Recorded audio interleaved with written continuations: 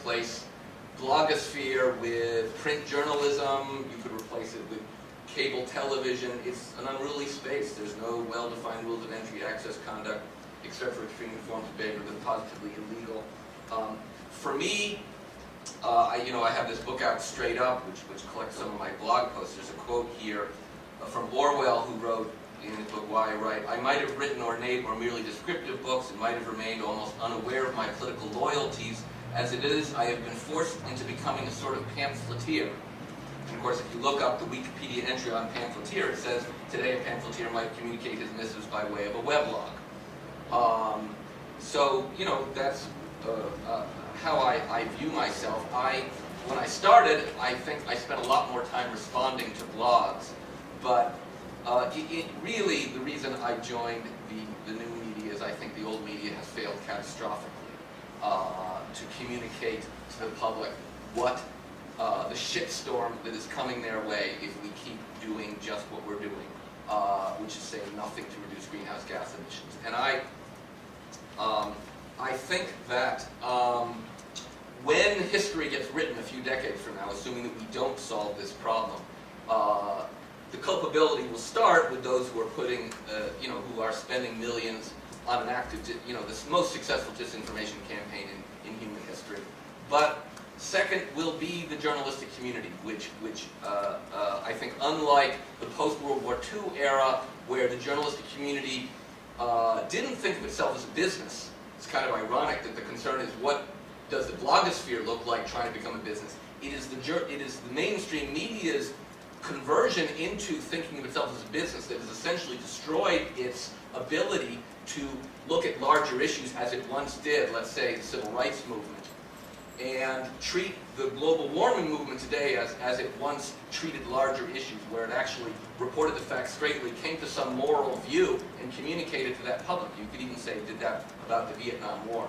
But those times are gone, and they're not coming back. And I don't think, let me see if I can, I lose it. Can you help me get back here? Oh, there we go. I had put in a bunch of posts here that would be indicative of what I'm talking about.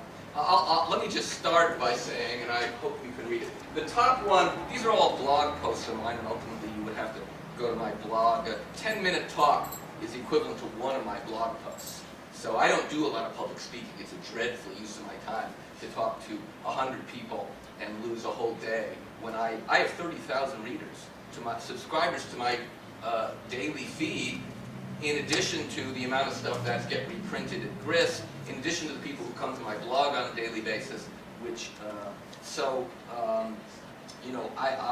it is not a very good form of communications, meeting you in person, even though eye contact is great, and feedback is great, but then again, of course, I get feedback on my comments. I would note that Nature magazine, probably the most prestigious scientific journal in the world, editorialized this year, "Scientists must now emphasize the science while acknowledging that they are in a street fight." Now that is a stunning statement from the editorial page of the most prestigious journal that covers every issue, every scientific issue in the world. We're in a street fight. If people don't understand they're in a street fight, wait 20 years and see just how bad we've left the world to our children and grandchildren. Let me just run through some of these. I no longer spend a lot of time debunking other websites. They don't get a lot of traffic. They don't actually have a lot of influence. They overhype themselves. I have a post here on What's Up With That. What's Up With That is certainly the most widely read of the denier websites, but it self-promotes itself as to how widely read it is. It actually cites hits on its website, and no self-respecting blogger talks about their hits. It is a bogus statistic that inflates the actual number of people who are reading it, and they still continue to do it. It's one way you know that he doesn't understand anything about statistics or science, is that he still cites hits on his website, 43 million or whatever and counting. It's outrageous. If you want to know who is having influence, you should go to Technorati. I don't have the time to run through analyzing what Technorati says, except to say that they're green blog directory, there aren't any denier websites on the top 10. I think that, in fact, that says something. The Technorati is based on who links to you. And none of the top 10 are denier websites, which is actually a change. The denier websites got a lot of traffic around ClimateGate, but I think I agree 100% with those who say blogs' influence is overrated.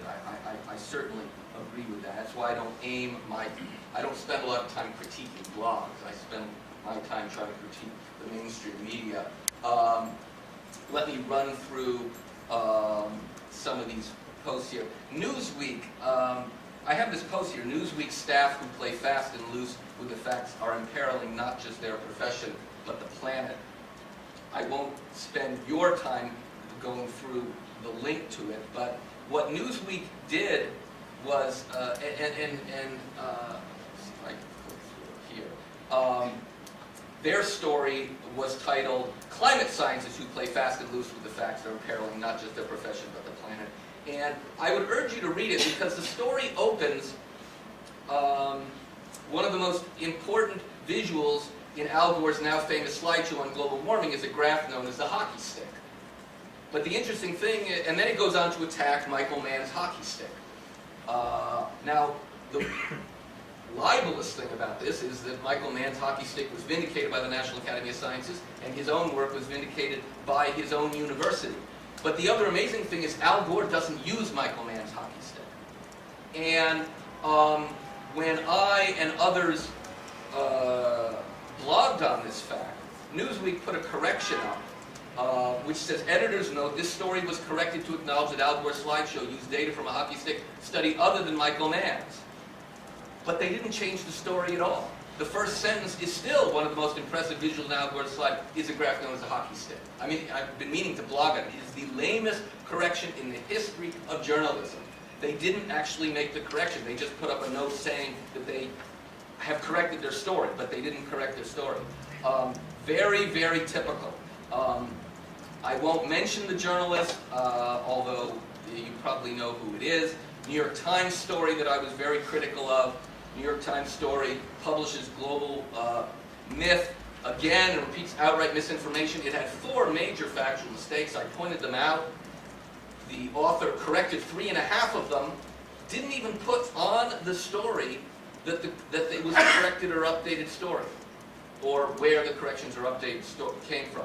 The next story, abandoning all journalistic standards. CBS libels Michael Mann based on a YouTube video. I wish I had the time to play it, but it was a CBS story that actually began with a video on the internet mocking Michael Mann. And it began, "You know you're in trouble when you're being spoofed on YouTube." Now this is the home of Edward R. Murrow and Walter Cronkite, saying that because someone wrote a spoof video of Michael Mann, that somehow means his science is in trouble.